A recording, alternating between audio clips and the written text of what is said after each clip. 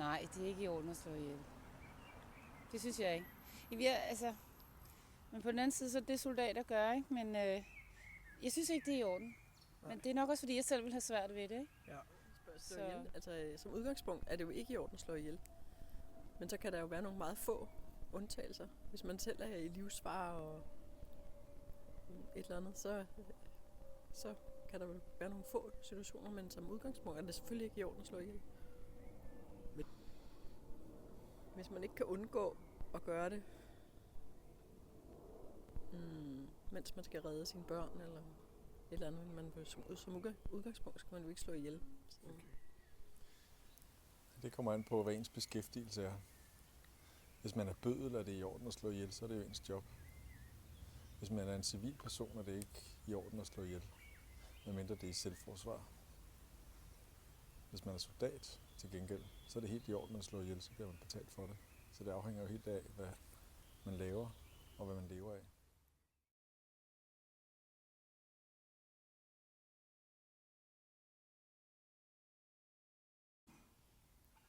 Jo, det synes jeg egentlig godt, man må. Det tror jeg, vi alle sammen gjorde lidt. Men det er jo altså over et normalt menneske, hvis ikke man har noget ligesom belæg for det, så synes jeg at det er totalt etisk umoralsk at glæde sig over en anden persons død. Men en mand, der har selv dræbt så meget, så synes jeg, det er i orden.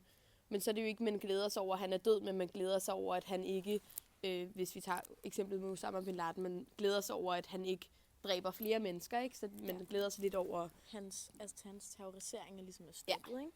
Og sådan tror jeg egentlig, det er i mange tilfælde, hvis det er en person, som har sådan forvoldt mange mennesker skade, for eksempel hvis Anders Breivik han døde, så vil man måske også tænke, det havde han sgu godt af, men som Agnes også siger, hvis det er bare et helt normalt menneske, man ikke har noget forhold til, så er det måske lidt etisk ukorrekt.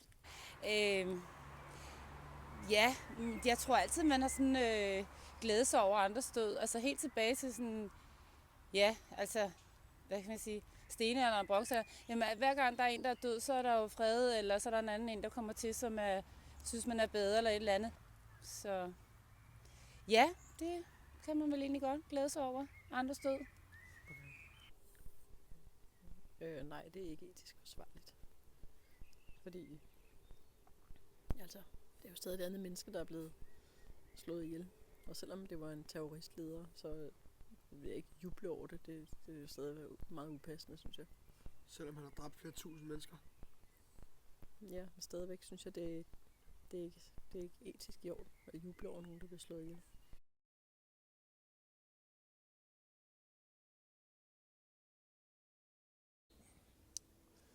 Ja, hvis man er soldat, så skal man jo følge ordrene, de ordre man får, og hvis det medfører, at man skal dræbe nogle andre, så er man forpligtet til det, at det er job, man har.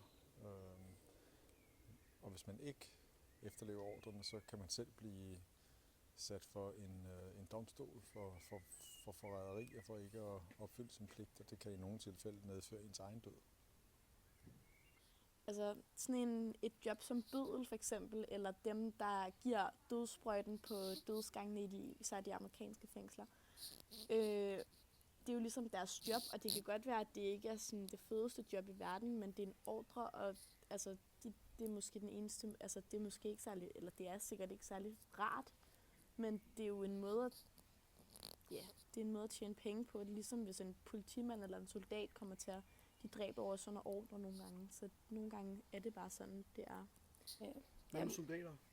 Soldater, jamen de er jo blevet udsendt, det er jo deres job, og igen, de kæmper for at overleve på en eller anden måde, de kæmper for deres land, og de kæmper ligesom, fordi at der ikke er nogen anden mulighed, der er jo ikke nogen, der går i krig for sjov. Så altså, de dræber, fordi de ikke ser nogen anden mulighed.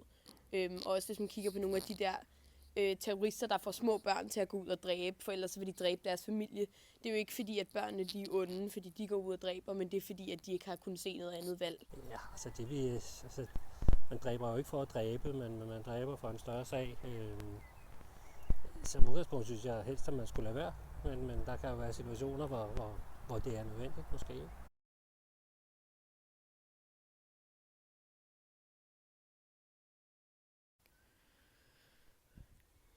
Ja, måske.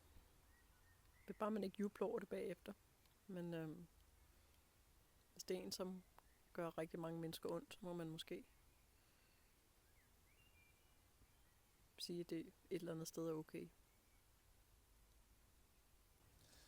Ja, det kan det sagtens, hvis man prøver at balancere de mord og ugerninger og vold og terror, som en diktator kan forvolde på sit eget folk eller på andre folk, imod at hans liv, hans ene liv, skal gå tabt, så vil det være meget nemt at lave den beregning, den kalkulation.